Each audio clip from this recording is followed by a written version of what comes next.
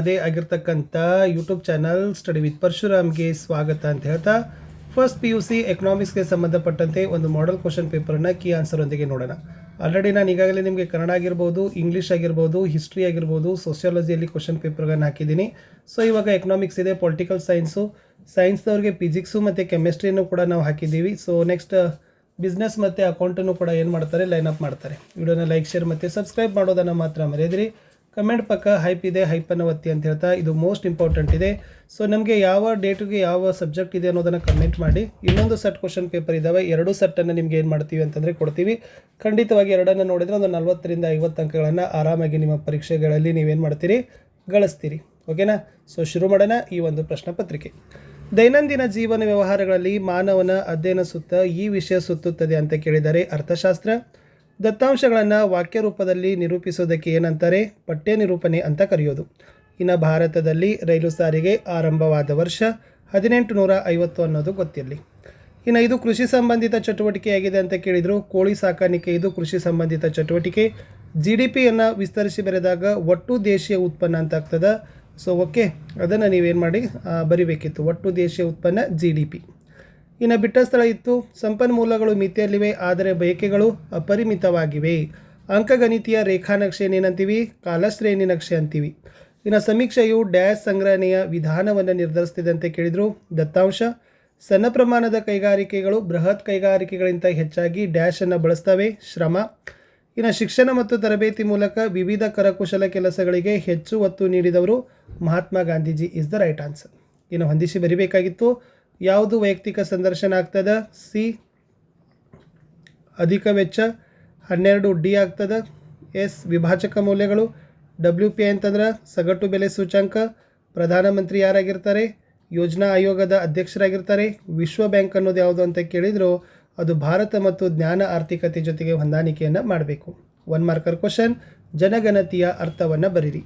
ಶೋಧನೆಗೆ ಒಳಪಡಿಸುವ ಇಡೀ ವಿಶ್ವ ಅಥವಾ ಜನಸಂಖ್ಯೆಯನ್ನೇ ಜನಗಣತಿ, ಸೆನ್ಸಸ್ ಅಂತ ಕರೀತಾರೆ. ಸಹ ಸಂಬಂಧ ಎಂದರೇನು?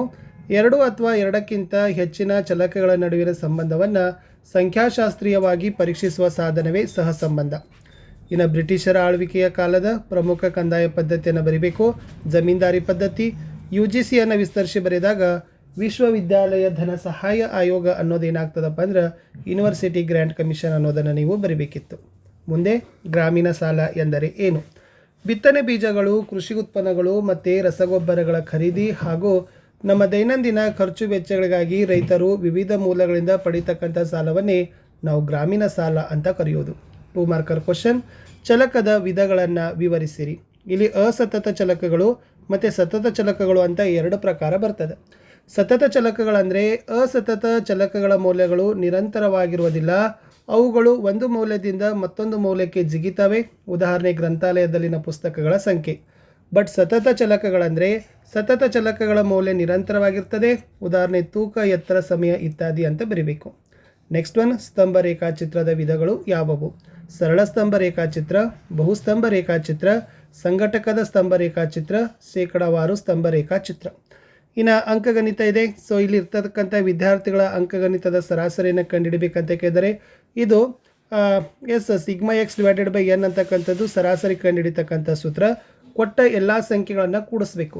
ಎಲ್ಲ ಸಂಖ್ಯೆಗಳನ್ನು ಕೂಡಿಸಿದಾಗ 413 ಆಗ್ತದೆ. ಓಕೆ, ಎಷ್ಟು ಸಂಖ್ಯೆ ಇದಾವೆ ಅಂತ ಎನಿಸ್ಬೇಕು. ಒಟ್ಟು ಸಂಖ್ಯೆ ಎಷ್ಟಿದಾವೆ, 10 ಇದಾವೆ. ಇದನ್ನು ಭಾಗಿಸಿದಾಗ ಏನಾಗ್ತದಪ್ಪ ಅಂದ್ರೆ 41.3 ಬರ್ತದೆ. ಭಾಳ ಈಸಿ ಅದ. ಸೊ ಈ ಸೂತ್ರವನ್ನು ನೀವೇನು ಮಾಡಬೇಕು, ನೆನಪಿನಲ್ಲಿ ಇಟ್ಕೊಳ್ಬೇಕು. 2 ಮಾರ್ಕ್ಸ್ ಆರಾಮಾಗಿ ಪಡಿತೀರಿ. ಇನ್ನು ಈ ಕೆಳಗಿನ ಯಾವ ರೀತಿಯ ಸಹ ಸಂಬಂಧವಿದೆ ಅಂತ ಕೇಳಿದರು. ತರಕಾರಿ ಉತ್ಪಾದನೆ ಮತ್ತು ಬೆಲೆ, ತಾಪಮಾನ ಮತ್ತು ಮಾರಾಟ. ತರಕಾರಿ ಉತ್ಪಾದನೆ ಮತ್ತು ಬೆಲೆ ಅಂತ ಬಂದಾಗ ಇದು ಋಣಾತ್ಮಕ ಸಹ ಸಂಬಂಧ ಬರ್ತದೆ. ತಾಪಮಾನ ಮತ್ತು ಐಸ್ ಕ್ರೀಮ್ ಮಾರಾಟ ಬಂದಾಗ ಇದು ಧನಾತ್ಮಕ ಸಹ ಸಂಬಂಧ ಅಂತ ಬರ್ತದೆ. ಇನ್ನು ಯಾವುದಾದರೂ 4 ಸಂಖ್ಯಾತ್ಮಕ ಸಾಧನಗಳನ್ನು ಬರೀರಿ ಅಂತ ಕೇಳಿದರು. ಸರಾಸರಿ, ಮಾನಕ ವಿಚಲನೆ, ಸಹ ಸಂಬಂಧ, ಹಿಂಚಲನೆ ಅನ್ನೋದನ್ನು ನೀವೇನು ಮಾಡಬೇಕಾಗಿತ್ತಪ್ಪ ಅಂತಂದರೆ ಬರಿಬೇಕು. Next one 4 marker question. 4 ಪ್ರಶ್ನೆಗಳಿಗೆ ಅಂತ ಇದೆ. ಸೊ 2 ಮಾರ್ಕರ್ ಕ್ವಶನ್ ಇದ್ದಾವೆ. ಹೊರಗುತ್ತಿಗೆ ಸೇವೆಗಳು ಯಾವುವು? ಸೊ ಹೊರಗುತ್ತಿಗೆ ಅನ್ನೋದು ಒಂದು ಜಾಗತೀಕರಣ ಪ್ರಕ್ರಿಯೆಯ ಪ್ರಮುಖ ಲಕ್ಷಣ. ಇದರನ್ವಯ ಒಂದು ಕಂಪನಿ ಕೆಲ ಸೇವೆಗಳನ್ನು ನಿಯಮಿತವಾಗಿ ಬಾಹ್ಯ ಮೂಲಗಳಿಂದ ಎರವಲು ಪಡೀತದೆ. ಉದಾಹರಣೆ ಕಾನೂನು ಸಲಹೆ, ಗಣಕ ಸೇವೆ, ಜಾಹೀರಾತು, ಭದ್ರತೆ ಇತ್ಯಾದಿ ಅನ್ನೋದನ್ನು ಬರಿಬೇಕು. ಇನ್ನು ಒಂದು ದೇಶದ ಮಾನವ ಬಂಡವಾಳದ 2 ಪ್ರಮುಖ ಮೂಲಗಳು ಯಾವುವು ಅಂತ ಕೇಳಿದ್ದಾರೆ. ಸೊ ಬಹಳಷ್ಟು ಇದಾವೆ, ಅದರಲ್ಲಿ ಎನಿ ಟು ಬರೀರಿ. ಶಿಕ್ಷಣದ ಮೇಲಿನ ಹೂಡಿಕೆ, ಆರೋಗ್ಯದ ಮೇಲಿನ ಹೂಡಿಕೆ, ವೃತ್ತಿ ನಿರತರಿಗೆ ತರಬೇತಿ, ವಲಸೆ ಮೇಲಿನ ವೆಚ್ಚ, ಮಾಹಿತಿ ಮೇಲಿನ ವೆಚ್ಚ. ಇನ್ನು ಲೇವಾದೇವಿಗಾರರು ಗ್ರಾಮೀಣ ರೈತರನ್ನು ಹೇಗೆ ಶೋಷಣೆ ಮಾಡ್ತಾ ಇದ್ದಾರೆ ಅಂತ ಕೇಳಿದ್ದಾರೆ. ಸೊ ಒಂದೇದು ಏನು ಮಾಡ್ತಾರಪ್ಪ ಅಂದ್ರೆ ಸಾಲದ ಮೇಲೆ ಅಧಿಕ ಬಡ್ಡಿಯನ್ನು ತಗೋತಾರೆ, ಸಾಲದ ಲೆಕ್ಕ ತೀರಿಸ್ತಾರೆ, ರೈತರು ಸದಾಕಾಲ ಸಾಲದ ಸುಳಿಲಿರುವಂತೆ ಮಾಡಲಿಕ್ಕೆ ಶೋಷಣೆಯನ್ನು ಕೊಡ್ತಾರೆ. ಪರಿಸರದ 4 ಕಾರ್ಯಗಳು, ಇದು ಸಂಪನ್ಮೂಲ ಒದಗಿಸ್ತದೆ, ತ್ಯಾಜ್ಯವನ್ನು ಹೀರಿಕೊಳ್ತದೆ, ಜೀವ ವೈವಿಧ್ಯತೆ ಮತ್ತು ಅನುವಂಶೀಯತೆಯ ಮುಂದುವರಿಕೆಗೆ ಅವಕಾಶ, ಪ್ರಕೃತಿ ಸೌಂದರ್ಯವನ್ನು ಒದಗಿಸ್ತದೆ ಅಂತಕ್ಕಂಥ ಪಾಯಿಂಟ್ಸ್ ಬರೆದ್ರೆ ಸಾಕು. ಇನ್ನು ಆಯುಷ್ ಒಳಗೊಂಡಿರುವ ವೈದ್ಯಕೀಯ ಪದ್ಧತಿಗಳು ಯಾವುವು ಅಂತ ಕೇಳಿದ್ದಾರೆ. ಸೊ ಆಯುಷ್ನಲ್ಲೇನೇ ಇದೆ ಆಯುರ್ವೇದ್ಯ, ಯೋಗ, ಯುನಾನಿ, ಸಿದ್ಧ, ಹೋಮಿಯೋಪತಿ. ಓಕೆನಾ, ಇಷ್ಟಿದನ್ನು ಬರೀರಿ. ಇನ್ನು ಕಮ್ಯೂನ್ ಪದ್ಧತಿ ಅಂದರೆ ಏನು ಅಂತ ಕೇಳಿದರು. ಚೀನಾದ ಗ್ರಾಮೀಣ ಪ್ರದೇಶಗಳಲ್ಲಿ ಅಳವಡಿಸಿಕೊಂಡ ಸಾಮೂಹಿಕವಾಗಿ ಸಾಗುವಳಿ ಮಾಡೋ ಪದ್ಧತಿಯನ್ನೇ ಕಮ್ಯೂನ್ ಪದ್ಧತಿ ಅಂತ ಏನು ಮಾಡ್ತಾರಪ್ಪ ಅಂತಂದರೆ ಕರೀತಾರೆ. 4 ಮಾರ್ಕರ್ ಕ್ವಶನ್. ಸಂಖ್ಯಾಶಾಸ್ತ್ರವು ಅರ್ಥಶಾಸ್ತ್ರದ ಅಧ್ಯಯನಕ್ಕೆ ಹೇಗೆ ನೆರವಾಗಿದೆ ಅಂತ ಕೇಳಿದರೆ ವೆರಿ ಮೋಸ್ಟ್ ಇಂಪಾರ್ಟೆಂಟ್ ಪಾಯಿಂಟ್ ಆಗಿ ಎಕ್ಸ್ಪ್ಲನೇಷನ್ ಬರೀಬೇಕು. ನಿಮಗೆ 4 ಅಂಕ ಅಂದರೆ 1 ಪೇಜ್ ಆದರೂ ನೀವೇನು ಮಾಡಬೇಕು ಬರೀಬೇಕು. ಸೊ ಫಸ್ಟ್ ಪಾಯಿಂಟ್ ಏನಪ್ಪ ಅಂದರೆ ಸಂಖ್ಯಾಶಾಸ್ತ್ರ ಈ ದತ್ತಾಂಶಗಳನ್ನು ಸಂಗ್ರಹಿಸುವ, ವರ್ಗೀಕರಿಸುವ, ನಿರೂಪಿಸುವ, ವಿಶ್ಲೇಷಿಸುವ ಮತ್ತು ಅರ್ಥೈಸುವ ವೈಜ್ಞಾನಿಕ ವಿಧಾನಕ್ಕೆ ನಾವು ಸಂಖ್ಯಾಶಾಸ್ತ್ರ ಅಂತ ಕರೆಯೋದು. ಫಸ್ಟ್ ಇಂಪಾರ್ಟೆಂಟ್ ಏನಪ್ಪ ಅಂದರೆ ಆರ್ಥಿಕ ಸಂಗತಿಗಳನ್ನು ಸಂಕ್ಷಿಪ್ತ ಮತ್ತು ನಿರ್ದಿಷ್ಟ ರೂಪದಲ್ಲಿ ನಿರೂಪಿಸ್ತದೆ. 2ನೇದು ಬೃಹತ್ ಪ್ರಮಾಣದ ಕ್ಲಿಷ್ಟ ದತ್ತಾಂಶಗಳ ಸರಳೀಕರಣ ಮಾಡ್ತದೆ. 3ನೇದು ವಿವಿಧ ಆರ್ಥಿಕ ಸಂಗತಿಗಳ ನಡುವಿನ ಸಂಬಂಧವನ್ನು ಗುರುತಿಸ್ತದೆ. ಓಕೆನಾ. ನೆಕ್ಸ್ಟ್ ಭವಿಷ್ಯದ ಮುನ್ನ ಅಂದಾಜು ಮಾಡ್ತದೆ, ಆರ್ಥಿಕ ಸಮಸ್ಯೆ ಅರ್ಥ ಮಾಡಿಸ್ತದೆ, ಆರ್ಥಿಕ ಯೋಜನೆ ಮತ್ತು ನೀತಿಗಳನ್ನು ನಿರೂಪಿಸ್ತದೆ ಅಂತಕ್ಕಂಥ ಪಾಯಿಂಟ್ಸ್ ಹಾಕಿ ನೀವು ಬರೀಬೇಕು. ಮುಂದಿನ ಪ್ರಶ್ನೆ, ಯಾದೃಚ್ಛಿಕ ಮಾದರಿ ಅಂದರೇನು ವಿವರಿಸಿರಿ. ಇದು ಮೋಸ್ಟ್ ಇಂಪಾರ್ಟೆಂಟ್ ಅದ. ವಿಶ್ವದ ಪ್ರತಿ ಘಟಕವು ಆಯ್ಕೆಯಾಗುವ ಸಮಾನ ಸ್ವಾತಂತ್ರ್ಯ ಅವಕಾಶ ಹೊಂದಿರುವ ಮಾದರಿ ಆಯ್ಕೆ ತಂತ್ರವೇ ಅನಿಶ್ಚಿತ ಅಥವಾ ಯಾದೃಚ್ಛಿಕ ಮಾದರಿ ವಿಧಾನ ಅಂತ ಕರೀತಾರೆ. ಇದರಲ್ಲಿ ಏನಿರ್ತದಪ್ಪ ಅಂತಂದರೆ ಈ ಒಂದು ಅನಿಶ್ಚಿತ ಮಾದರಿ ಆಯ್ಕೆಗಾಗಿ ಹಲವಾರು ವಿಧಾನಗಳನ್ನು ಬಳಸ್ತಾರೆ. ಅತ್ಯಂತ ಸರಳ ಮತ್ತು ಸುಪ್ರಸಿದ್ಧ ವಿಧಾನ ಲಾಟರಿ ವಿಧಾನ. ಈ ಲಾಟರಿ ವಿಧಾನದಲ್ಲಿ ವಿಶ್ವದ ಎಲ್ಲ ಘಟಕಗಳಿಗೂ ಸಂಖ್ಯೆಯನ್ನು ನೀಡಿ ಅದರಲ್ಲಿ ಅಗತ್ಯವಾದಷ್ಟು ಸಂಖ್ಯೆಯ ಮಾದರಿಯನ್ನು ಅನಿಶ್ಚಿತವಾಗಿ ಆಯ್ಕೆಯನ್ನು ಮಾಡ್ತಾರೆ. ಆದರೆ ಜನಸಂಖ್ಯೆ ಅನಂತ ಅಪರಿಮಿತವಾಗಿದ್ದಾಗ ಈ ವಿಧಾನ ಸೂಕ್ತವಲ್ಲ. ಇದಕ್ಕೆ ಪರ್ಯಾಯವಾದ ಅನಿಶ್ಚಿತ ಸಂಖ್ಯಾ ಕೋಷ್ಟಕ ವಿಧಾನವನ್ನು ಏನು ಮಾಡ್ತಾರಪ್ಪ ಅಂದರೆ ಬಳಸ್ತಾರೆ ಅಂತಕ್ಕಂಥ ಪಾಯಿಂಟ್ಸ್ ಹಾಕಿದ್ರೆ ಸಾಕು. ಇನ್ನು ದತ್ತಾಂಶಗಳ ವರ್ಗೀಕರಣದ ಕುರಿತು ಟಿಪ್ಪಣಿ ಬರೀರಿ ಅಂತ ಕೇಳಿದ್ದಾರೆ. ಸೊ ಫಸ್ಟ್ ನೋಡೋಣ, ದತ್ತಾಂಶಗಳ ವರ್ಗೀಕರಣ ಅಂದರೆ ಏನು. ಸಂಗ್ರಹಿಸಿದ ದತ್ತಾಂಶಗಳನ್ನು ಅವುಗಳ ಸಾಮಾನ್ಯ ಗುಣಲಕ್ಷಣಗಳಿಗೆ ಅನುಗುಣವಾಗಿ ಒಂದು ನಿರ್ದಿಷ್ಟ ಉದ್ದೇಶದ ಆಧಾರದ ಮೇಲೆ ವರ್ಗೀಕರಣ ಮಾಡೋ ಕ್ರಿಯೆಯೇ ದತ್ತಾಂಶಗಳ ವರ್ಗೀಕರಣ. ಇದರಲ್ಲಿ 4 ಟೈಪ್ಸ್ ಇದಾವೆ: ಗುಣಾತ್ಮಕ ವರ್ಗೀಕರಣ, ಪರಿಮಾಣಾತ್ಮಕ ವರ್ಗೀಕರಣ, ಕಾಲಾನುಕ್ರಮ ವರ್ಗೀಕರಣ, ಸ್ಥಾನಾನುಸಾರ ವರ್ಗೀಕರಣ. ಈ ಥರದ್ದೆಲ್ಲ ಡೆಫಿನೇಷನನ್ನು ಕೊಟ್ಟಿದ್ದೀನಿ, ಅದನ್ನು ಕೂಡ ನೀವೇನು ಮಾಡಿ ಅಂದರೆ ಪಾಸ್ ಮಾಡಿ ನೋಡ್ಕೊಡ್ರಿ. ಇನ್ನು ಸಹಸಂಬಂಧವನ್ನು ಲೆಕ್ಕ ಹಾಕಬೇಕು. ಎಕ್ಸ್ ಮತ್ತು ವೈ ಕೊಟ್ಟಿದ್ದಾರೆ, ಅದನ್ನು ನೋಡ್ಕೊಡ್ರಿ. ಈ ಎಕ್ಸ್ ಮತ್ತು ವೈನ ಸಹಸಂಬಂಧವನ್ನು ನೀವೇನು ಮಾಡಬೇಕಪ್ಪ ಅಂದರೆ ಗ್ರಾಫಲ್ಲಿ ತೋರಿಸ್ಬೇಕು. 4 ಮಾರ್ಕರ್ ಕ್ವಶನ್ ಅದ, ಭಾಳ ಈಸಿ ಅದ, ಅವುಗಳನ್ನು ನೀವು ಬರಿಬೇಕು.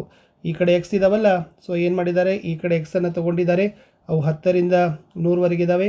ವೈ ಇದ್ದಾವೆ, ಸೊ ವೈದೇನದ ಡಾಟಾ ಎಸ್, ಅದು 25ರಿಂದ 40 ಇದೆ. ಇಟ್ ಮೀನ್ಸ್ ಅವು ಏನಿದಪ್ಪ ಅಂದ್ರೆ ಆಡ್ ಇದ್ದಾವೆ. ಓಕೆನಾ. ಸೊ ಅದನ್ನು ಕೂಡ ಏನು ಮಾಡಿದ್ದಾರೆ, 10, 20 ತೊಗೊಂಡಿದ್ದಾರೆ. ಅಂದರೆ ಎಕ್ಸ್ ಮೇಲೆ 10 ಇದ್ದಾಗ ವೈ ಮೇಲೆ 25 ಇದ್ದಾಗ ಇಲ್ಲಿ ಬರ್ತದೆ. ಓಕೆನಾ. ಅವಾಗ ಇದನ್ನು ಏನು ಮಾಡಬೇಕಪ್ಪ ಅಂತಂದರೆ ಒಂದು ಅಡ್ಡಗೆರೆಗಳನ್ನು ಹಾಕಬೇಕು. ಈ ರೇಖಾಚಿತ್ರ ಎಕ್ಸ್ ಮತ್ತು ವೈ ಚಲಕಗಳು ಹೆಚ್ಚು ಧನಾತ್ಮಕ ಸಹಸಂಬಂಧ ಹೊಂದಿರೋದನ್ನು ಪ್ರತಿನಿಧಿ ಮಾಡ್ತದೆ. ಎಕ್ಸ್ ಮತ್ತು ವೈ ಚಲಕಗಳು ಪರಿಪೂರ್ಣ ಧನಾತ್ಮಕ ರೇಖೆಗೆ ಸಾಕಷ್ಟು ಸಮೀಪದಲ್ಲಿಯೇ ಚದುರಿಕವಾಗಿದ್ದಾವೆ ಅನ್ನೋದನ್ನು ಬರೆದ್ರೆ ಸಾಕು. ಇನ್ನು ಮುಂದಿನ ಪ್ರಶ್ನೆ, ವಸಾಹತುಶಾಹಿ ಆಳ್ವಿಕೆಯಲ್ಲಿ ಭಾರತದ ಸಂಪತ್ತು ವಿದೇಶಗಳಿಗೆ ಬಸಿದು ಹೋಯಿತು ಎಂಬುದನ್ನು ಅರ್ಥೈಸಿರಿ ಅಂತ ಕೇಳಿದರೆ. ಸೊ ಪಾಸ್ ಮಾಡಿರಿ, ಅದನ್ನು ಕೂಡ ಸ್ವಲ್ಪ ಸ್ಕ್ರೀನ್ಶಾಟ್ ತಗೊಳ್ರಿ.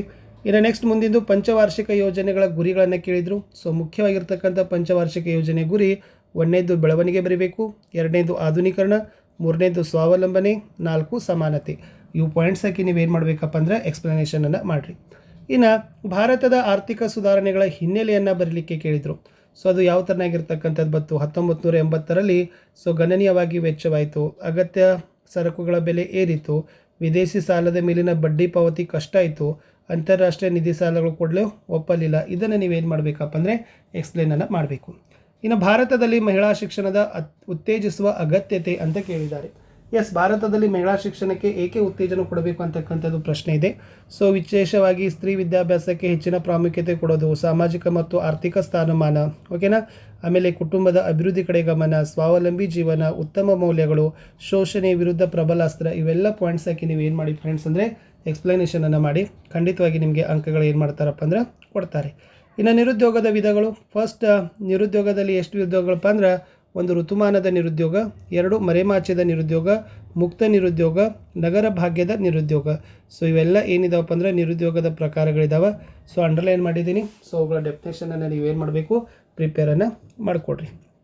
ಇನ್ನು ಪಾಕಿಸ್ತಾನದಲ್ಲಿ ಕಡಿಮೆ ಬೆಳವಣಿಗೆ ಮತ್ತು ಬಡತನದ ಮರುಹುಟ್ಟಿಗೆ ಕಾರಣಗಳು ಏನು ಅಂತ ಕೇಳಿದ್ದಾರೆ. ಸೊ ಅತಿಯಾದ ವಿದೇಶಿ ಸಾಲ ಮಾಡಿದ್ದು, ಕಡಿಮೆ ಬೆಳವಣಿಗೆ ಆಗಿರೋದು, ಅನುಕೂಲಕರ ವಾತಾವರಣವಿಲ್ಲ, ಕೃಷಿಗೆ ಹಿನ್ನಡೆಯಾದ ಮೂಲಸೌಕರ್ಯಗಳ ಬೆಳವಣಿಗೆನೇ ಇಲ್ಲ. ಇವು ಪಾಯಿಂಟ್ಸ್ಗಳನ್ನು ಹಾಕಿ ನೀವು ಬರೆದ್ರೆ ಈ ಪಾಕಿಸ್ತಾನದ ಕಡಿಮೆ ಬೆಳವಣಿಗೆ ಮತ್ತು ಬಡತನಕ್ಕೆ ಕಾರಣ ಆಗ್ತದೆ. ಇನ್ನು ಲಾಸ್ಟ್ ಏನು ಕೇಳಿದ್ರಪ್ಪ ಅಂದ್ರೆ ಮಧ್ಯಾಂಕವನ್ನು ಕಂಡುಹಿಡಬೇಕು. ಆಲ್ರೆಡಿ 10th ನೀವು ಕಂಡುಹಿಡಿದಿದ್ದೀರಿ. ಸೊ ಮಧ್ಯಾಂಕ ಅದರಲ್ಲಿ CI ಮತ್ತು F ಕೊಡ್ತಾರೆ. CF ನೋಡಬೇಕು. ಮಧ್ಯಾಂಕದ ಸೂತ್ರವನ್ನು ಹಾಕಿ ಕಂಡುಹಿಡಿತಕ್ಕಂಥದ್ದು ವೆರಿ ಈಸಿ, 6 ಮಾರ್ಕ್ಸ್ ನಿಮಗೆ ಸಿಗ್ತದೆ. ಇನ್ನು ಅನುಭೋಗಿ ಬೆಲೆ ಸೂಚ್ಯಂಕ ರಚಿಸುವಾಗ ಎದುರಾಗೋ ಸಮಸ್ಯೆಗಳು ಅಂತ ಕೇಳಿದರು.